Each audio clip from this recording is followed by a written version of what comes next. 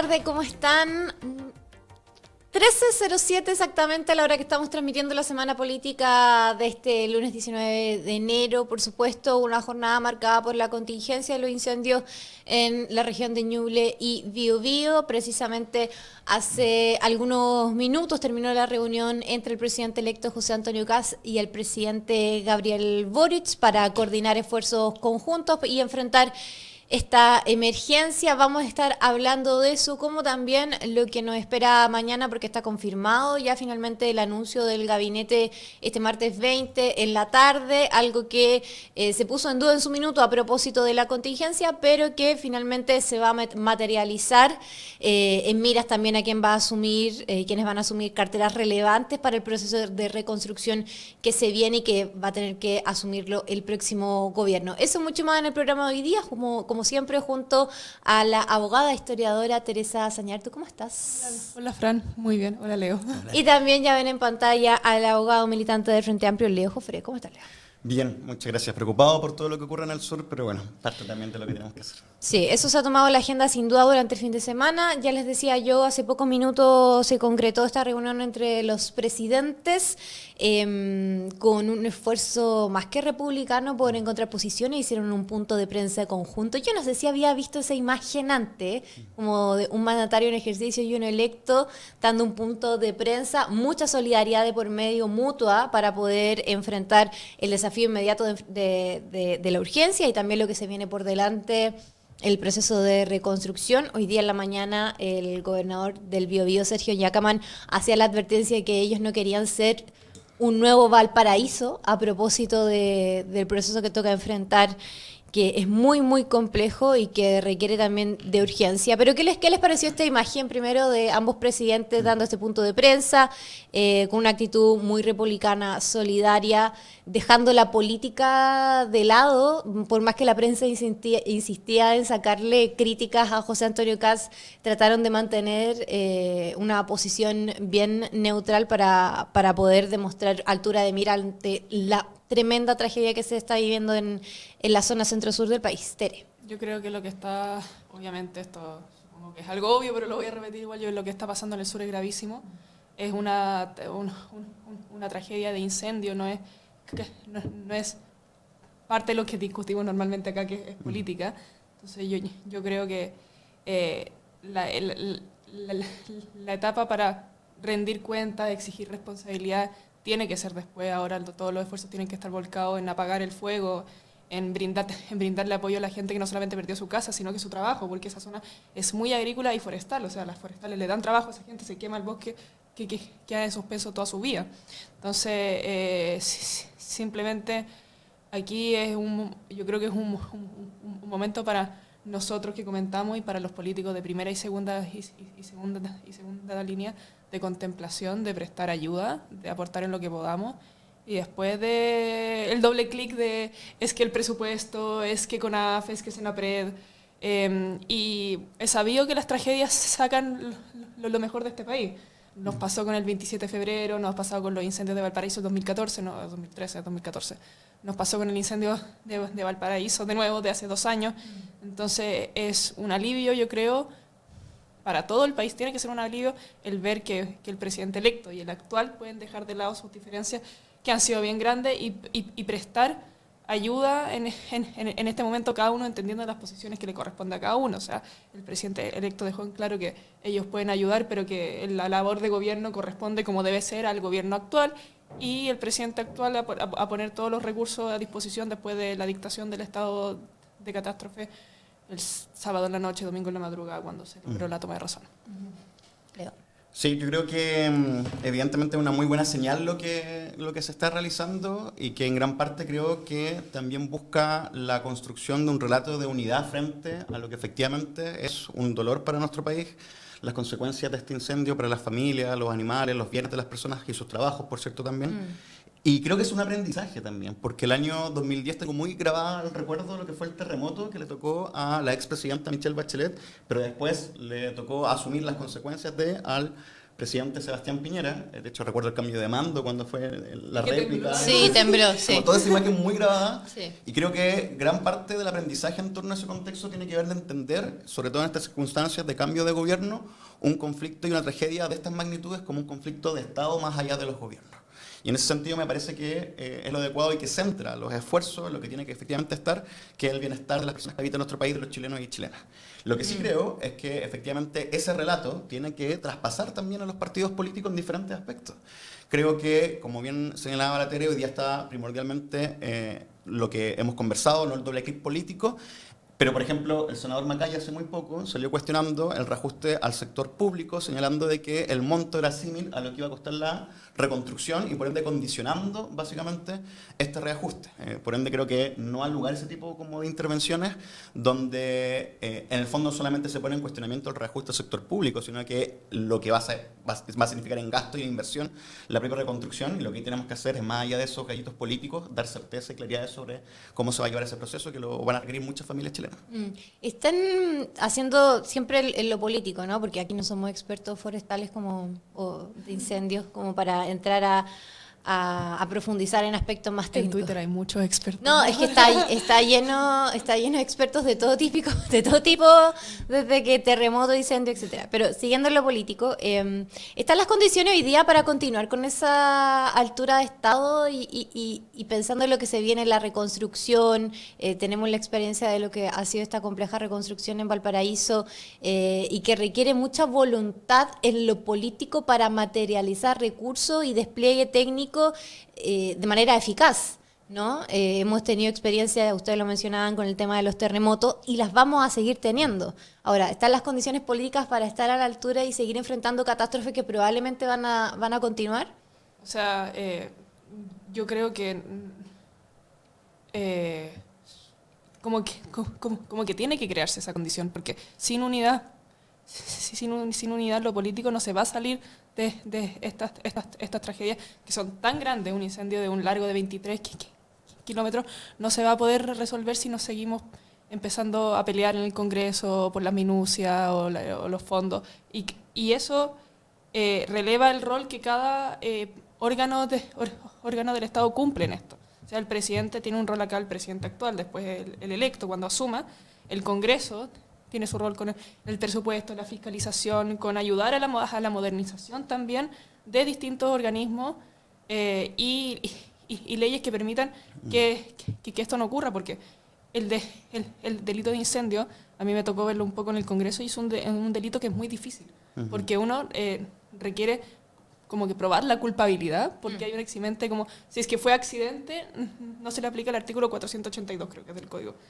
Entonces, uno, hay que probar intencionalidad, y dos, en lugares como el sur, en donde hay extensiones de plantaciones, en donde no hay gente, es muy difícil resguardar los lugares para que no se meta la gente que efectivamente hace estos incendios. Pero, por ejemplo, en Ñuble, más al norte, en Chillán, en esa zona, se han encontrado como papeles prendidos en la carretera. O sea, hay gente que busca crear incendios, y encontrar a esas personas es muy difícil. Entonces, todo el Estado tiene que poner sobre la mesa los esfuerzos que permitan modernizar las instituciones, actualizar la CONAF o Senapred en lo que requiera. De nuevo, no soy experta forestal.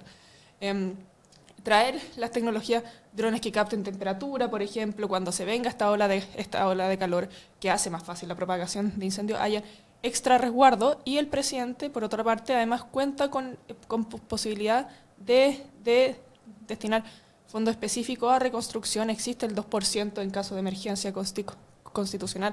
Habría que evaluar esa posibilidad, si se puede usar. Entonces, es imposible, por otra parte, pedirle a los partidos que no peleen entre sí. Está en su ADN sacarse cuenta, ver cuál es el error del otro. Pero que se tengan claro que el fin es lograr una reconstrucción rápida y eficiente, y afortunadamente sectores en Chile Vamos tienen experiencia con reconstrucciones como el 27 de febrero, que fueron muy efectivas. O sea, el logro que se le reconocía a Piñera cuando se murió el 2024 fue la labor que puso en la reconstrucción y cómo logró levantar pueblos que habían sido arrasados por el agua. Ahora ojalá que el Estado no solamente el gobierno, sino que el Estado logre reconstruir los pueblos que fueron arrasados ahora con el fuego. En el ámbito del Congreso, el punto que toca la Tere es interesante. Leía o escuchaba más bien al diputado Ibáñez hablar sobre la necesidad de acelerar la tramitación de ley de incendios, por ejemplo, que es algo que todavía está pendiente. A eso me refiero con donde uno pone la voluntad política para materializar avances concretos y estar a la altura de la urgencia. Totalmente. De hecho, yo estando muy de acuerdo con lo que mencionaba Tere recién, creo que hay que agregar esa parte también en relación a que el Estado de Chile debe dejar de actuar en términos generales de forma reactiva frente a catástrofes de esta naturaleza. En el gobierno del presidente Gabriel Boric efectivamente se fortaleció parte de la institucionalidad con Sonapred, con CONAF, con reformas importantes en la materia, los gobiernos regionales también, en lo que fue una discusión importante de forma transversal en su tiempo para el establecimiento de aquellos, también tiene montos destinados para emergencias que permiten una coordinación institucional con distintos actores, pero efectivamente, a mi parecer, y en un juicio en torno a lo que estamos viviendo, la ley de incendios es una cuestión completamente necesaria en nuestro país y que ha sido trabada muchas veces en su discusión. De hecho, gran parte de las especulaciones, que yo no quiero caer en eso, porque creo que efectivamente es complejo probar quién comete un incendio y hay mucho que se conversa con respecto a eso, pero sí hay cuestiones claras y concretas que nos ayudan frente a esos escenarios. Y la prohibición del cambio de uso de suelo frente a tragedias como la que hoy día ocurre, donde se prohíbe durante 30 años, como manifestaba el proyecto del Ejecutivo, que no se pueda cambiar el uso de suelo para traspasar de un predio rural a algo urbano donde se pueden generar construcciones, ha tenido impacto en legislación comparada. De hecho, cuando se dio la discusión de esta ley de incendios, particularmente con este articulado, se cita por la Biblioteca del Congreso Nacional un estudio de España y uno de México, donde hicieron un cambio de 20-25 años de prohibición de uso de suelo, y tuvo un impacto rotundo. En España se disminuyó al 50% la cantidad de incendios desde que se aprobó esa ley. En México, cuando se aprueba, ese año fue el récord del mínimo de incendios en ese país. Es decir, no es una cuestión antojadiza, es una cuestión que está aprobada, que está estudiada, que la misma biblioteca del Congreso Nacional la puso como antecedente en la discusión, y no obstante, en su tiempo, cuando se discutió ese articulado, fue rechazado por la oposición, que no permitió que se impidiese el cambio de uso de suelo. Entonces, yo creo que en ese tipo de circunstancias, efectivamente, hoy día el Estado de Chile, con un compromiso más allá del Ejecutivo, sino de sus distintos poderes, debe generar un cambio, y para mí por lo menos pasa también por darle celeridad y aprobación a esa ley en cada una de sus aristas relevantes. Bueno, en la línea de investigación que sigue el Ministerio Público, y ahí evidentemente no vamos a entrar en el ámbito de la especulación, pero es algo muy relevante porque incluso hoy día en la mañana también escuchaba al gobernador Yacamán decir de que él tenía la convicción, no había llegado a las conclusiones de que era intencional lo que había pasado en la región, por la forma, por los focos, por la ubicación de los focos donde se iniciaron en dirección al viento, que finalmente fue lo que gatilló que esto se propagara de una manera demasiado rápida. Estaba todo muy bien articulado como para poder generar esta tragedia, y esas eran parte de las conclusiones, pero evidentemente es una investigación que va a seguir el Ministerio Público. ¿Algo más? Sí, no, yo creo también que no es especulativo cuando hay tantas pruebas, uno ve el mapa, los focos en donde partieron, en dónde están ubicados y cómo se expande, o sea, que justo haya sido en los días de más calor, especular que es intencional. La mayoría de los incendios son intencionales, son pocos los que cae un rayo en la cordillera y prende. Más bien, la mayoría son por causa humana, porque también ocurre que uno prende el auto en pasto seco y se incendia, y se incendia atrás. Vi un video muy impactante al respecto. Negligencia. Sí, negligencia o dolo. La cosa es que respecto al articulado particular de la ley de incendios que se está tramitando actualmente, había bastante reparo por los 30 años. Efectivamente, a mí me tocó verlo porque es bastante tiempo, está este informe, pero lo que no ha alcanzado a convencer a todos los sectores que sea la coincidencia o causalidad al final. Porque si hay tanta disminución, sería porque efectivamente estos incendios son provocados por la inmobiliaria para cambiar el uso de suelo, y lo que, por lo menos los resultados que han habido de los procesos, los pocos procesos que han llevado a algún imputado en Valparaíso, no apuntan a eso. Apuntan a que es gente. Había incluso alguien que trabajaba en CONAF, que era un pirómano que prendía fuego. Entonces, es una alternativa que trae resquemores por la limitante al derecho de propiedad, que también implica no poder disponer de tu propiedad en uso de suelo distinto, hacer los trámites. Pero yo creo que lo que hay que rescatar de esto es la voluntad de modernizar para prevenir los incendios, la voluntad de unidad en estas tragedias que son en su vertiente reactiva, pero que por lo menos trae unidad, y cómo se ha movilizado la sociedad civil para apoyar esta tragedia y en labor conjunta con el Estado, o sea, sociedad civil y Estado yendo en ayuda de las miles de personas que perdieron todo en esta tragedia. Sí, ya cierro el tema, es una arista interesante, más sociológico a analizar, ya que siempre cuando analizamos política hablamos mucho de cómo ha permeado el individualismo en cómo la sociedad chilena hoy día se plantea frente al mundo, pero cuando pasan este tipo de cosas se ve un despliegue solidario impresionante, y ayer, quienes vimos los medios de comunicación fuimos testigos de eso, que es necesario relevar a propósito del espíritu de la gente, ¿no? Y la resiliencia. Oye, hoy día hablaba con los panelistas que tengo en el programa AM, y decíamos el tema del cambio de gabinete, impacto en la opinión pública, sobre todo en esta contingencia, poco y nada, pero para quienes analizamos política y pensamos también estructuralmente en cómo se abordan las tragedias y cómo se tienen que abordar los desafíos, sobre todo en el marco de un gobierno de emergencia que ya está muy pronto a comenzar, va a ser muy interesante lo que va a pasar mañana cuando ya se concrete finalmente el anuncio. Tengo entendido que programado para eso de las 20:30 horas en la oficina del presidente electo. Vamos a ver ahí un poco la performance y sobre todo aquellas dudas que todavía se mantienen, como quién va a encabezar el Ministerio de Seguridad. El resto de los nombres ya más o menos se conoce,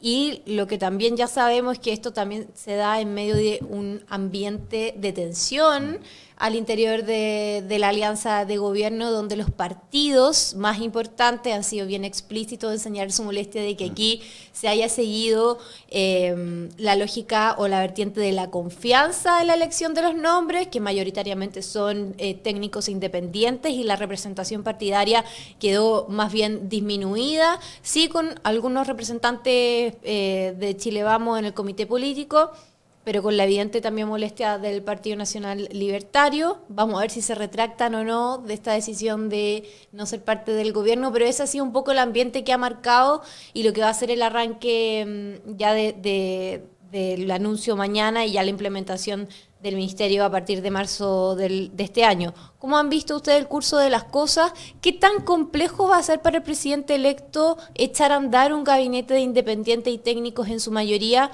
Él fue bien explícito en decir que asumía la responsabilidad en estas nominaciones y que tenían que dar un voto de confianza en que finalmente este era el curso de las cosas que él quería implementar para su mandato. Leo. Yo creo que el día de mañana, cuando se conozca el gabinete, hay varios estadios de evaluación que vamos a poder realizar. De hecho, creo que uno importante es la definición en torno a cuál es el compromiso con las propias propuestas y promesas que realizó el candidato presidencial versus a el presidente electo, siendo la misma persona, pero cómo va cambiando y van generándose ruidos, discusiones que alteran un poco aquello. Lo digo particularmente porque, por ejemplo, la convicción sobre la austeridad en relación a los gastos del gobierno central, representado en la disminución de ministerios, parece ser, según lo que ha trascendido en prensa, de que ya echa un pie atrás y al menos se mantendrían los 25 ministerios con un representante en particular en cada uno de ellos, lo cual muestra un muy rápido cambio frente a el discurso de José Antonio Kast en la campaña, que creo que está muy tensionado por la denominada Realpolitik, ¿no? Como ya no es tan fácil simplemente una cuestión discursiva, sino que entra la presión de los partidos políticos, tiene que encabezar ministerios para poder generar todo un despliegue sobre diferentes materias y evidentemente va un poco complicándose el asunto en torno a estas propias promesas. Pero creo también que, como bien lo decía Fran, hay una apuesta pensada, reflexionada, no improvisada, de José Antonio Kast en apostar por sujetos de carácter independiente con una evidente razón tecnocrática en relación a cuál es el aporte que puedan realizar en sus carteras. Yo creo que eso es complejo, y es complejo porque ya se ha demostrado, creo que bastantes veces en diferentes gobiernos, sacando más allá de derecha a izquierda, que hay una dificultad importante en candidaturas, en representantes independientes, en carteras importantes, cuando no tienen el bagaje y el respaldo de partidos políticos que le pueden entregar agencia a ese actor.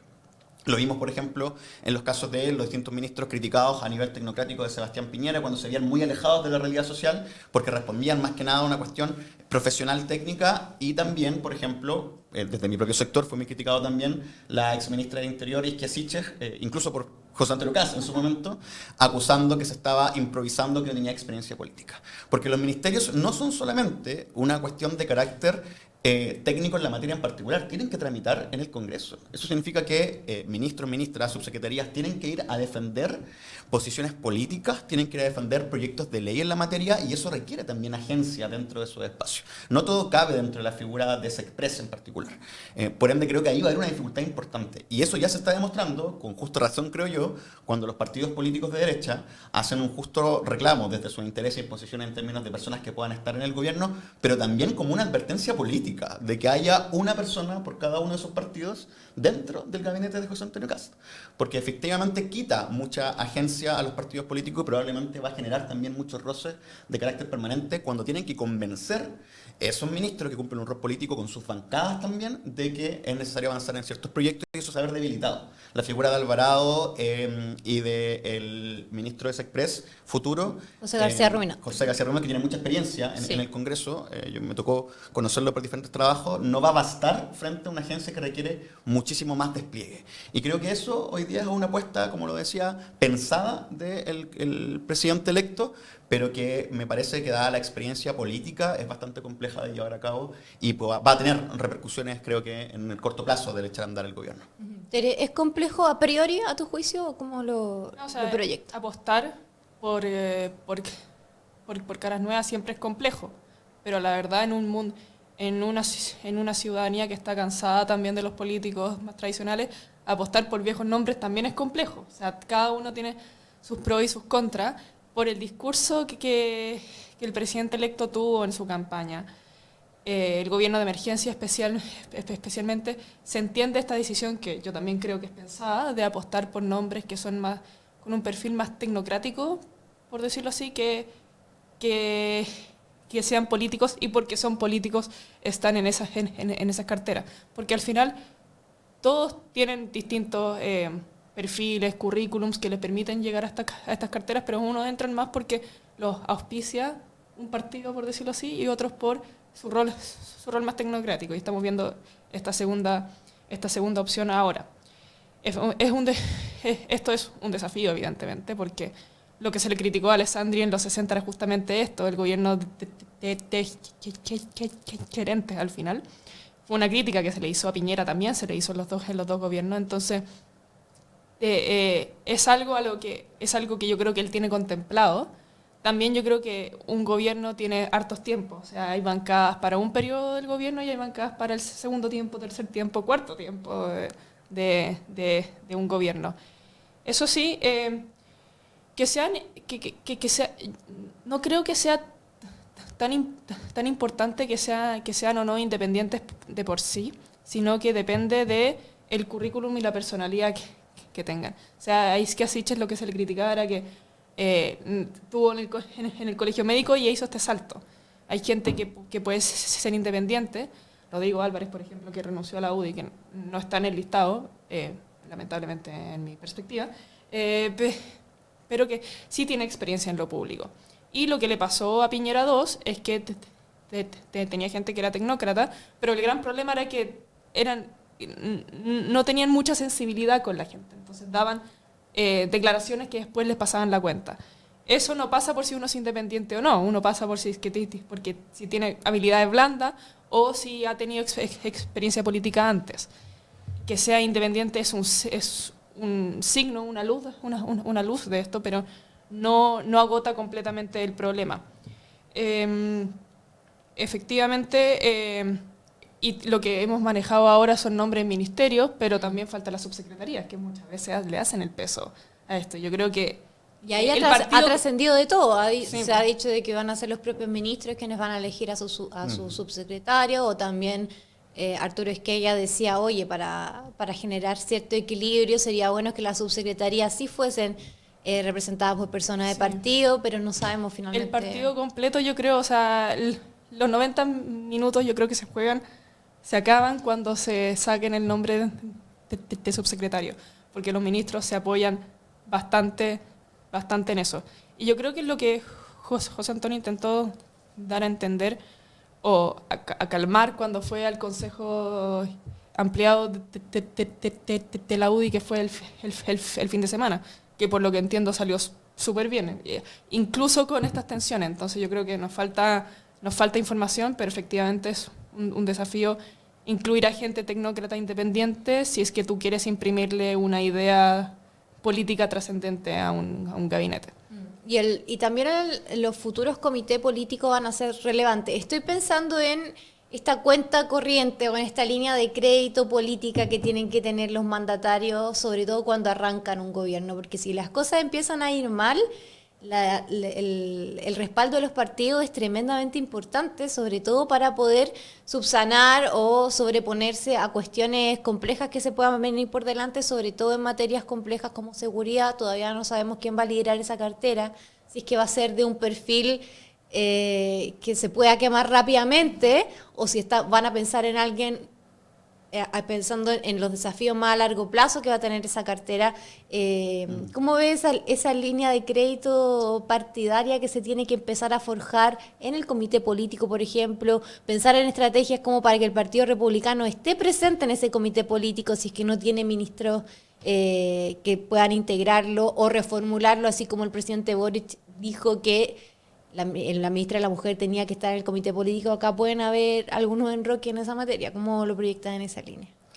Hay hartas cosas que creo van a ser interesantes de observar el día de mañana, a partir también de la discusión que se ha dado estos días. De hecho, a propósito del caso del ministra de Seguridad, una línea tan fundamental en lo que fue discursivamente la campaña de José Antonio Kast a nivel programático también, y no solamente en lo electoral del último periodo, sino que ha sido un tema que ha estado transversalmente tocándose en la sociedad chilena con justa razón durante mucho tiempo.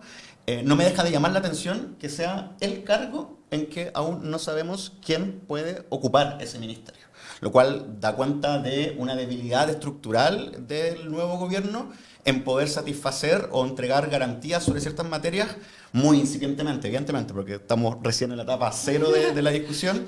Pero claro, no deja de ser llamativo que una cuestión que fue el caballito de batalla, el bastión de José Antonio Kast, ya esté en este nivel de incertidumbre, y no solamente porque no haya nombre, sino porque ha tenido rechazos.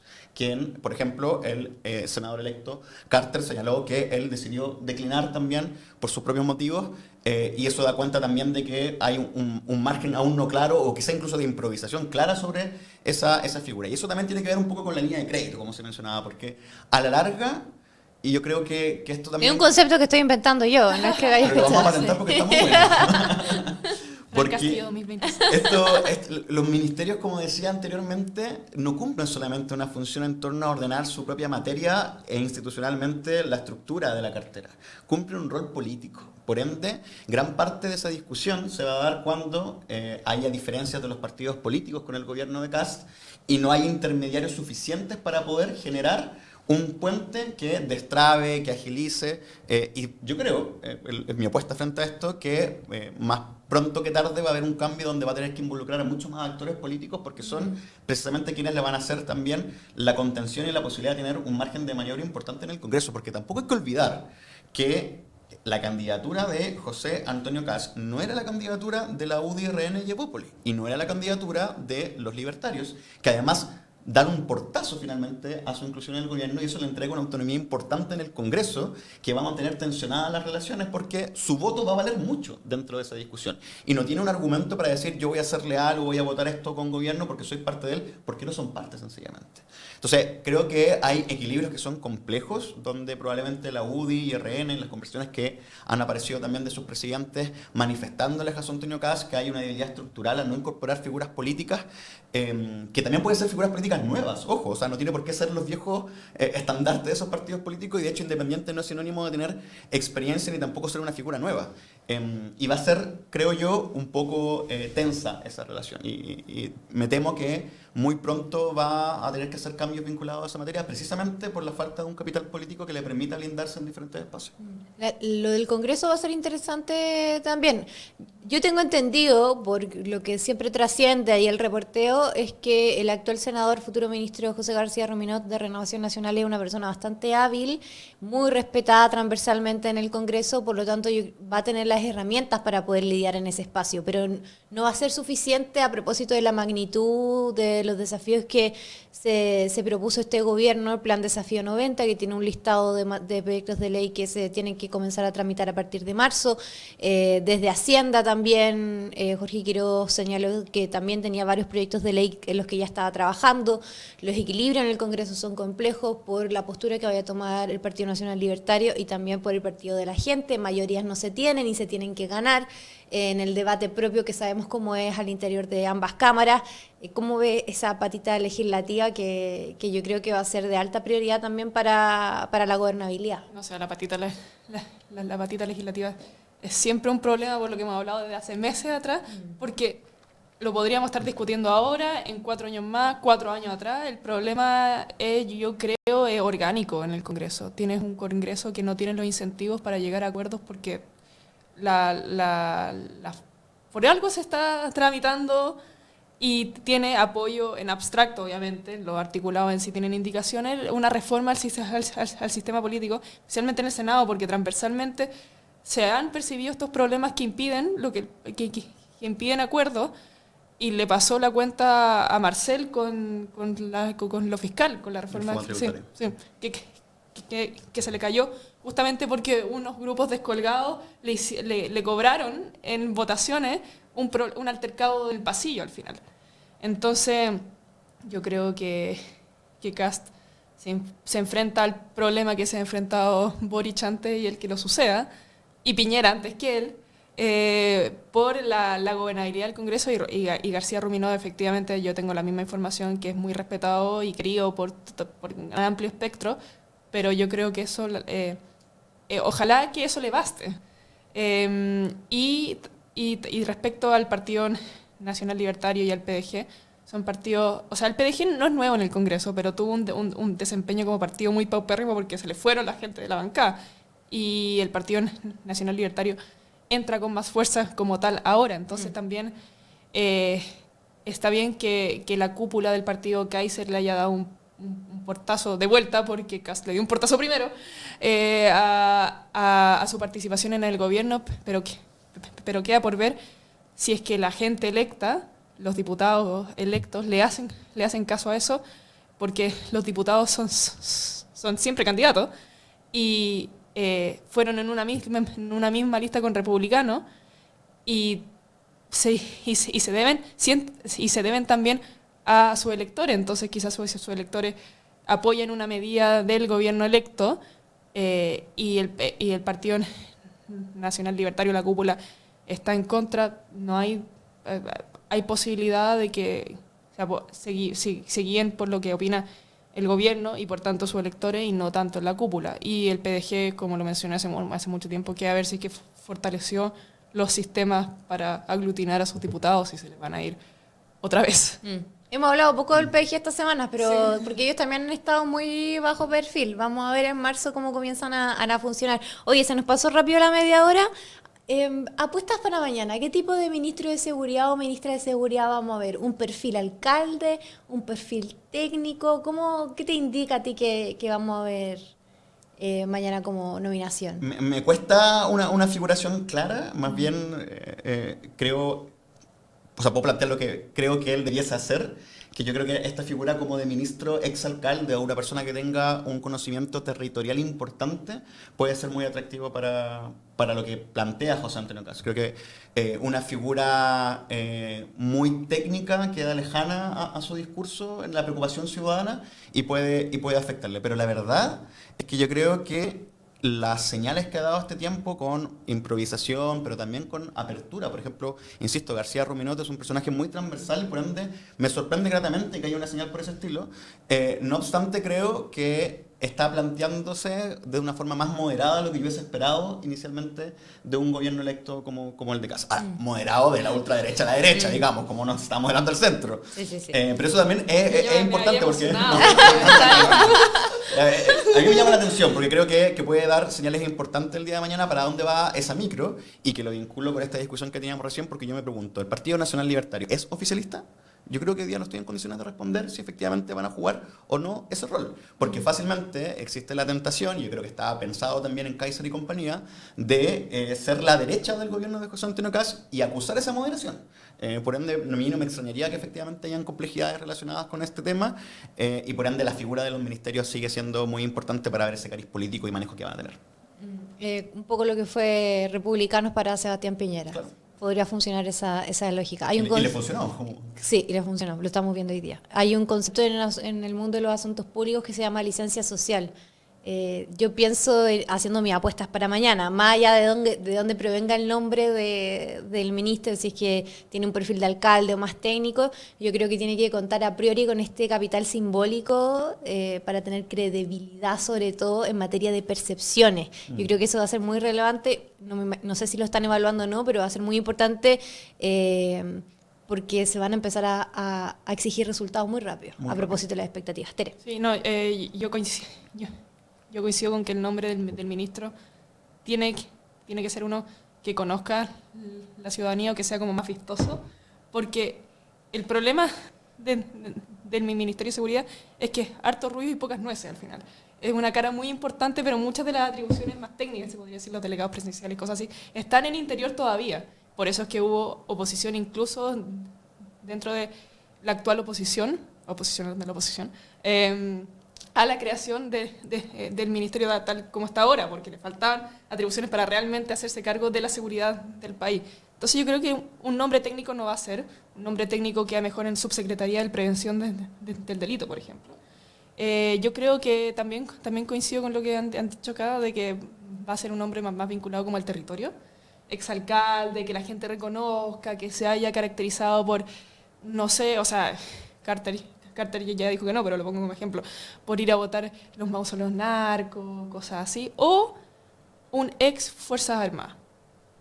Que también estaba dentro de las posibilidades. Yo creo que sería el por caso. Un ex Fuerza Armada y que sea reconocido por, participar en las Fuerzas Armadas de Orden y Seguridad. Pero yo creo que es más fácil y es más seguro incluso que sea alguien, un exalcalde o algo así. Ya, yo creo que el presidente electo ha gastado hartas balas en el desafío de nombrar a gente que es de su confianza y no del partido, entonces seguir tensionando eso. Por más que sea un ministerio que funciona más con la cara que con las atribuciones, ya ha gastado muchas de esas balas. Bien, pues vamos a estar atentos entonces a qué va a pasar con las nominaciones del gabinete mañana martes. A eso de las 8 vamos a tener los anuncios, temas de conversación durante la semana y también, por supuesto, atentos y atentas a cómo se sigue desarrollando la emergencia en las regiones de Ñuble y Biobío de nuestro país. Teresa Yartu, Leo Jofré, muchísimas gracias como siempre por acompañarnos acá en el mostrador. Que tengan una muy buena semana. Igual. Chao, chao, que esté muy bien. Chao. Nos vemos en la audiencia.